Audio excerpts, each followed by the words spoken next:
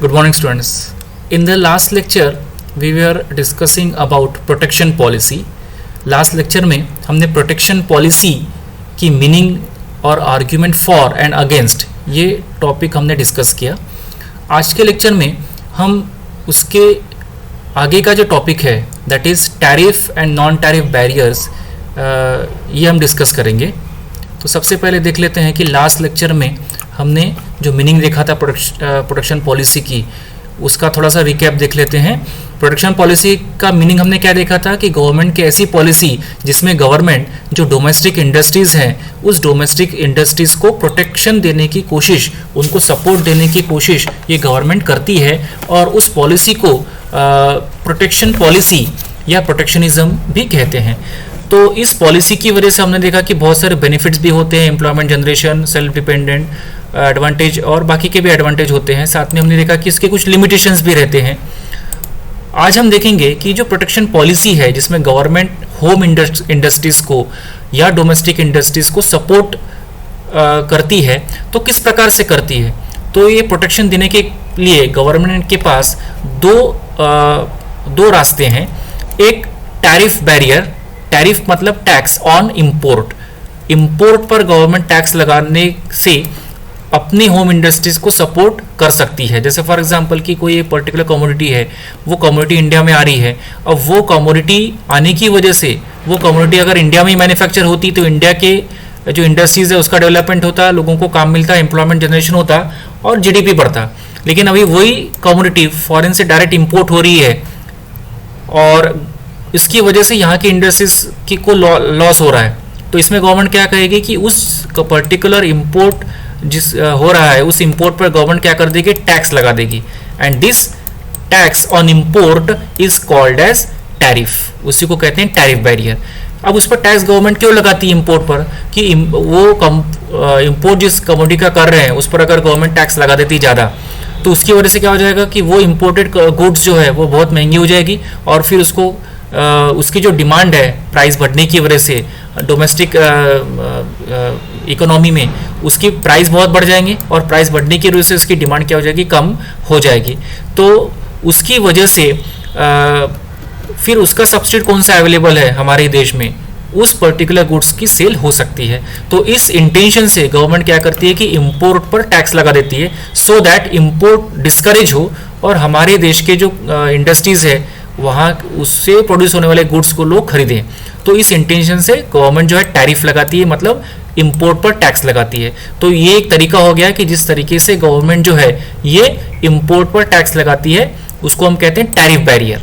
अभी अलग अलग तरीके से लगाती है, अलग अलग उसके मेथड्स हो सकते हैं, लेकिन बेसिक क्या है कि इंपोर्टेड गुड्स को महंगा करना ताकि लोग उसको कम खरीदें और हमारे देश के जो इंडस्ट्रीज हैं वो कॉम्पिटिटिव प्राइस में उसी प्रकार के गुड्स मैन्युफैक्चर करके मार्केट में बेचे. So this is a way to protect our industries. हमारे देश की डोमेस्टिक इंडस्ट्रीज को प्रोटेक्ट करने के लिए टैरिफ एक बैरियर लगा देना इंपोर्ट गुड्स पर, सो दैट डोमेस्टिक इंडस्ट्रीज को उसमें से कुछ बेनिफिट्स मिले.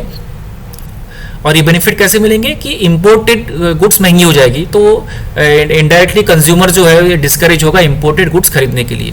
और दूसरा एक होता है non tariff barrier. Non tariff barrier मतलब जहाँ पर गवर्नमेंट टैक्स के फॉर्म में बैरियर क्रिएट नहीं करती, टैक्स को छोड़कर अलग अलग तरीके से गवर्नमेंट जो है ये बैरियर ये करती है टू डिस्करेज इंपोर्ट. इंपोर्ट को कम डिस्करेज करने के लिए गवर्नमेंट अलग अलग तरीके से कुछ डिवाइसेस इम्प्लीमेंट करती है. तो वन बाय वन हम देखेंगे कि जो डोमेस्टिक इंडस्ट्रीज को प्रोटेक्ट करने के लिए गवर्नमेंट टैरिफ बैरियर किस प्रकार से करती है और नॉन टैरिफ बैरियर किस प्रकार से गवर्नमेंट जो है ये इम्प्लीमेंट करती है, अडॉप्ट करती है. तो टैरिफ बैरियर, ये टैरिफ बैरियर दो अलग अलग उसके बेसिस हो सकते हैं. तो अगर डायरेक्शन के हिसाब से अगर टैरिफ देखते हैं तो उसके दो बेसिक उसके डिवीजन होते हैं. बेसिकली इंपोर्ट पर ही लगता है, एक्सपोर्ट पर भी लगता है टैरिफ, लेकिन वो अलग क्लास में होता है. लेकिन दो तरीके से डायरेक्शन के हिसाब से, अगर इंपोर्ट पर लग रहा है तो उसको इंपोर्ट टैरिफ कहेंगे, एक्सपोर्ट पर लग रहा है तो उसको एक्सपोर्ट टैरिफ कहेंगे. लेकिन जनरली वो इंपोर्ट पर ही टैरिफ का इस कॉन्टेक्स्ट में हमको समझना है. Then based on purpose, government ने किस पर्पस से टैरिफ या टैक्स लगाया है. एक तो प्रोटेक्टिव, मतलब कोई एक पर्टिकुलर इंडस्ट्रीज को प्रोटेक्ट करने के लिए गवर्नमेंट उस पर्टिकुलर इंपोर्ट पर टैक्स लगाती है, या रेवेन्यू अगर गवर्नमेंट को चाहिए, इनकम चाहिए, तो उस पर्पज से भी गवर्नमेंट जो है इंपोर्टेड गुड्स पर टैक्स लगा सकती है, मतलब टैरिफ लगा सकती है। लेंथ पर, मतलब किस पीरियड के लिए, कितने पीरियड के लिए गवर्नमेंट टैरिफ लगा रही है। जैसे टैरिफ सरचार्ज जो है ये गवर्नमेंट जब लगाती है तो शॉर्ट पीरियड के लिए होता है। और काउंटरवीलिंग मतलब लॉन्ग टर्म, जब गवर्नमेंट लॉन्ग टर्म कोई पॉलिसी इंप्लीमेंट करती है कि हमारे देश में एक पर्टिकुलर इंडस्ट्रीज को ग्रो करना है हमको 5 साल 10 साल में, तो गवर्नमेंट का इसमें जो हॉरिजन है वो 10 ईयर्स का है। तो 10 साल तक गवर्नमेंट उस इंडस्ट्री को प्रोटेक्ट करने के लिए क्या करेगी कि वो जो गुड्स है इंपोर्ट, वो जो जिस इंडस्ट्रीज को हम प्रोटेक्ट कर रहे हैं वो जो गुड्स बना रही है, तो वैसे ही गुड्स अगर फॉरेन कंट्री से डोमेस्टिक मार्केट में इंपोर्ट हो रहा होगा तो उस इंपोर्ट पर गवर्नमेंट लॉन्ग टर्म टैक्स लगा देगी। That is called as countervailing duty, क्योंकि इसमें गवर्नमेंट चाहती है कि लॉन्ग टर्म उस इंडस्ट्रीज को 5 साल 10 साल के लिए प्रोटेक्शन मिलता रहे। तो उस वो जो लेंथ है उस पर भी टैरिफ जो है ये क्लासीफाई हम कर सकते हैं। बेस्ड ऑन रेट्स, किस रेट से गवर्नमेंट टैरिफ लगाती है। स्पेसिफिक टैक्स हो सकता है, एड वैलोरम टैक्स रह सकता है, कंबाइंड रह सकता है। स्पेसिफिक मतलब गवर्नमेंट जहां पर गुड्स के वजन पे या उसके वॉल्यूम पर जब टैक्स लगाती है तब उसको कहते हैं स्पेसिफिक टैरिफ या स्पेसिफिक कस्टम ड्यूटी, या स्पेसिफिक उसको रहता है कि जो वजन के हिसाब से, किलोग्राम के हिसाब से, ग्राम के हिसाब से जितना भी इंपोर्ट होगा वो जितना इंपोर्ट करोगे आप उसके वजन के हिसाब से, वॉल्यूम के हिसाब से जब टैक्स लगाती है that is called as specific tax. Ad valorem tax भी टैरिफ भी गवर्नमेंट लगा सकती है। एड वैलोरम टैक्स में क्या होता है कि गवर्नमेंट जो है ये गवर्नमेंट वैल्यू के हिसाब से लगाती है कि ये 100 रुपए की अगर वैल्यू है तो उस पर इतना इतना टैरिफ उनको जो इंपोर्टेड गुड्स के समय देना पड़ेगा। तो that is add valorem tax. कभी कभी दोनों का कंबाइन भी गवर्नमेंट टैक्स लगा सकती है कि वजन के मतलब वॉल्यूम के हिसाब से भी और वैल्यू के भी हिसाब से भी एक बेस ब्लेंड उनका करता है और उसकी करते हैं और उसके हिसाब से ब्लेंड भी टैरिफ रेट में हो सकता है। तो दिस इज कंबाइंड रेट। तो ये जितने भी तरीके हमने देखे, ये तरीके में गवर्नमेंट क्या करती है, इंपोर्ट पर टैरिफ मतलब टैक्स लगाती है, चाहे बेस कोई भी हो, पर्पस कोई भी हो, लेकिन कॉमन ये है कि गवर्नमेंट इंपोर्टेड गुड्स पर टैक्स लगाती है।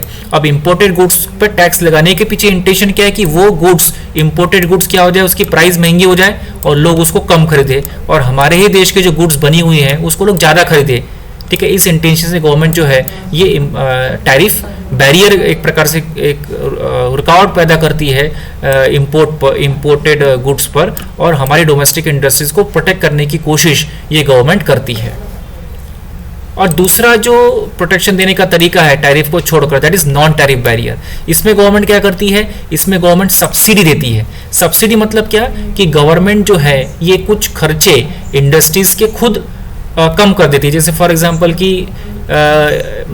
अगर लोन लेना है इंडस्ट्रीज को और गवर्नमेंट चाहती है कि वो पर्टिकुलर इंडस्ट्रीज को प्रोटेक्शन मिलना चाहिए, जैसे फॉर एग्जांपल टेक्सटाइल इंडस्ट्री, कपड़ा बनाने वाली जो भी इंडस्ट्रीज है उसको गवर्नमेंट चाहती है कि प्रोटेक्शन मिले, तो फिर उस पर गवर्नमेंट क्या करेगी कि इंटरेस्ट में सब्सिडी देगी। मतलब जो भी लोन लेगी ये टेक्सटाइल इंडस्ट्री, उसका अगर ब्याज for example interest market rate का 6% होगा तो गवर्नमेंट बोलेगी कि आप 6% के हिसाब से आपको टैक्स नहीं लगेगा, आपको 4% के हिसाब से या 3% के हिसाब से आपको ब्याज लगेगा। मतलब क्या कि फॉर एग्जांपल 6 के बदले में गवर्नमेंट बोल रही है कि हम 2% आपको सब्सिडी दे रहे हैं। मतलब क्या कि 6% टैक्स की बजाय वो टेक्सटाइल इंडस्ट्री को 4% का जो रेट ऑफ इंटरेस्ट है वो रेट ऑफ इंटरेस्ट देना पड़ेगा। 2% जो है ये लोन पर जो ब्याज है गवर्नमेंट पे करेगी on behalf of that industry. So this is called as subsidy. तो सब्सिडी अलग अलग तरीके से गवर्नमेंट बेनिफिट्स देती है, कभी लोन इंटरेस्ट रेट के समय दे सकती है, कभी कम टैक्स के फॉर्म में दे सकती है, कभी गवर्नमेंट के जो अलग अलग बेनिफिट्स होते हैं उसमें गवर्नमेंट कम खर्चे में दे सकती है बेनिफिट्स। तो that are all called as subsidies. तो सब्सिडी मतलब ऐसा खर्चा जो गवर्नमेंट उस इंडस्ट्रीज की तरफ से कम कर देती है और उस इंडस्ट्री की तरफ से वो खर्चा पे कर देती है, that is called as subsidy. तो सब्सिडी जो है देने की वजह से उस इंडस्ट्री को फायदा क्या होगा, उनके खर्चे कम हो जाएंगे, उस इंडस्ट्री को जो भी खर्चे है वो ओवरऑल खर्चे कम हो जाएंगे। जैसे रेट ऑफ ब्याज की हम बात कर रहे हैं, लोन पे जो उनको इंटरेस्ट पे करना था वो इंटरेस्ट की अमाउंट 4% से मतलब 6% देना पड़ रहा था, तो उसके कम हो गया, 4% हो गया। तो ये 2% की जो अमाउंट है, अगर हम लाखों के या करोड़ों की 2% निकालेंगे तो अमाउंट बहुत बड़ी हो जाती है। तो इतना इनडायरेक्ट क्या रहता है, उस इंडस्ट्रीज का सब्सिडी हो जाता है, बेनिफिट हो जाता है। तो उसकी वजह से उस इंडस्ट्रीज को क्या होता है, बेनिफिट हो सकता है। तो ये सब्सिडी गवर्नमेंट डोमेस्टिक इंडस्ट्री को दे सकती है, या जो इंडस्ट्री एक्सपोर्ट कर रही है, एक्सपोर्ट करने वाली जो इंडस्ट्रीज होती है, उनको भी गवर्नमेंट अलग अलग प्रकार से टैक्स, अलग अलग टैक्स में कटौती करना, या कम रेट में लोन देना, ऐसे अलग अलग तरीके से, या ट्रांसपोर्टेशन में कमी, इस अलग अलग तरीके से गवर्नमेंट एक्सपोर्ट करने वाली जो इंडस्ट्रीज़ है उसको सब्सिडी या बेनिफिट दे सकती है। सो सब्सिडीज भी है जो नॉन टैरिफ बैरियर में सबसे मेन एलिमेंट होता है। देन इम्पोर्ट कोटा, कोटा मतलब एक पर्टिकुलर अमाउंट हम डिसाइड कर लेंगे कि भाई इतना ही हमको इंपोर्ट करना है, ये पर्टिकुलर कमोडिटी है, इसका हमको इतनी टोटल क्वांटिटी इंपोर्ट करना है, इससे ज़्यादा नहीं करना है। तो एक कोटा फिक्स हो जाता है, मतलब इंपोर्ट ऑटोमेटिकली रेगुलेट हो जाएगा, कंट्रोल हो जाएगा कि उससे ज़्यादा हम इंपोर्ट कर ही नहीं सकते। तो उसकी वजह से भी डोमेस्टिक इंडस्ट्री को फायदा होगा, क्योंकि उस लिमिट के बाद आप इंपोर्ट ही नहीं कर पा रहे हो। तो इनडायरेक्ट बेनिफिट होगा इंडस्ट्रीज को। एंटी डंपिंग ड्यूटी, जैसा हमने कहा था कि डंप करते हैं फॉरेन कंट्री के कंपनियां हमारे होम डोमेस्टिक इंडस्ट्री में या डोमेस्टिक इसमें, उसको सस्ते में गुड्स को बेच देती है। तो उसके लिए गवर्नमेंट क्या करेगी कि उस जिस भी कमोडिटी का डंपिंग हो रहा है उस पर गवर्नमेंट ज़्यादा का टैक्स जो है ये लगा सकती है। ऐसी कोई एंटी डंपिंग पॉलिसी इंप्लीमेंट कर सकती है कि भाई इतने सस्ते में आप नहीं बेच सकते। Then currency fluctuation. अब करेंसी फ्लक्चुएशन में जो एक्सचेंज रेट होते हैं, जैसे डॉलर के अगेंस्ट इंडियन रूपी, अभी जो एक्सचेंज रेट होते हैं इसमें फ्लक्चुएशंस आते हैं, उसमें उतार चढ़ाव आते हैं। तो ये फ्लक्चुएशन की वजह से अगर डिवैल्यूएशन हो जाता, अगर डिवैल्यूएट हो गया, मतलब क्या है कि डिवैल्यूएशन का मतलब क्या है कि जब फॉर एग्जांपल कि जब $1 इज इक्वल टू 60 रुपये है और दूसरी केस में $1 इज इक्वल टू 62 रुपीज़ है, तो $1 इज इक्वल टू 60 रुपये और $1 इज इक्वल टू 62 रुपये अगर हो जाता है तो 62 रुपीज़ जो है दिस इज डिवैल्यूएशन। ये रुपये का क्या हो गया, डिवैल्यूएशन। क्योंकि क्या पहले $1 के लिए मुझे 60 रुपये खर्च करना पड़ रहा था, अभी कितना करना पड़ रहा है, 62 रुपीज़। मतलब क्या हो गया, रुपये का डिवैल्यूएशन हो गया है। तो जब भी डिवैल्यूएशन या वैल्यू कम होती है डोमेस्टिक करेंसी की तो उस केस में एक्सपोर्ट बढ़ने के चांसेस रहते हैं। तो उस प्रकार से इसका जो रेट होता है, कभी कभी गवर्नमेंट जो है ये जानबूझ के कुछ ऐसे इसमें ये करती है कि उसमें डिवैल्यूएट हो जाए और एक्सपोर्ट क्या हो जाए, बढ़ जाए। लाइसेंसिंग, गवर्नमेंट जो इंपोर्ट को लाइसेंस देती है इंपोर्टर्स को, वो लाइसेंसिंग की प्रक्रिया बहुत कठिन कर दिया जाए या बहुत इस प्रकार से कॉम्प्लिकेटेड कर दिया जाए कि लाइसेंस मिलना ही कठिन हो जाए, तो इंपोर्ट क्या हो जाएगा, ऑटोमेटिकली कंट्रोल में हो जाएगा। गवर्नमेंट प्रोक्योरमेंट पॉलिसी, गवर्नमेंट एक ऐसी पॉलिसी बना सकती है कि भाई जो भी गवर्नमेंट डिपार्टमेंट को कमोडिटीज़ लगती है वो हम हमारे डोमेस्टिक इंडस्ट्रीज़ के मैन्युफैक्चरर से ही परचेस करेंगे। मतलब हमारे देश में जो मैन्युफैक्चर होता है हम वहीं से गुड्स परचेस करेंगे। तो उसकी वजह से क्या हो गया, इनडायरेक्टली जो डोमेस्टिक इंडस्ट्रीज है उनकी तरफ से आप परचेस कर रहे हो तो उनका सेल हो जाएगा, वहाँ पे एम्प्लॉयमेंट जनरेशन हो जाएगा। तो गवर्नमेंट की इस प्रोक्योरमेंट पॉलिसी की वजह से जो डोमेस्टिक इंडस्ट्रीज है उसको बेनिफिट हो जाएगा। Creating technical barrier, technical barrier का मतलब होता है कि गवर्नमेंट जब भी कोई कमोडिटी परचेस करती है तो ऐसे में डिसाइड करती है कि भाई ये स्पेसिफिकेशन के गुड्स ही हमें चाहिए, इस स्पेसिफिकेशन से अगर कोई अलग होगा तो हम नहीं खरीदेंगे। तो ये स्पेसिफिकेशन इतने टफ कर देते हैं कि फॉरेन कंट्री में अगर उस प्रकार के उस स्पेसिफिकेशन गुड्स नहीं मैन्युफैक्चर हो रहे हैं तो इनडायरेक्टली इंपोर्ट का कम हो जाएगा, क्योंकि हमने कहा कि इंपोर्ट हम ऐसे ही स्पेसिफिक गुड्स का करेंगे जिसके ये पर्टिकुलर हमने रूल्स बना के रखे। तो उसकी वजह से इस टेक्निकल बैरियर की वजह से क्या हो जाएगा, ऑटोमेटिकली इंपोर्ट कम हो जाएगा। तो ये भी हो गया नॉन टैरिफ बैरियर।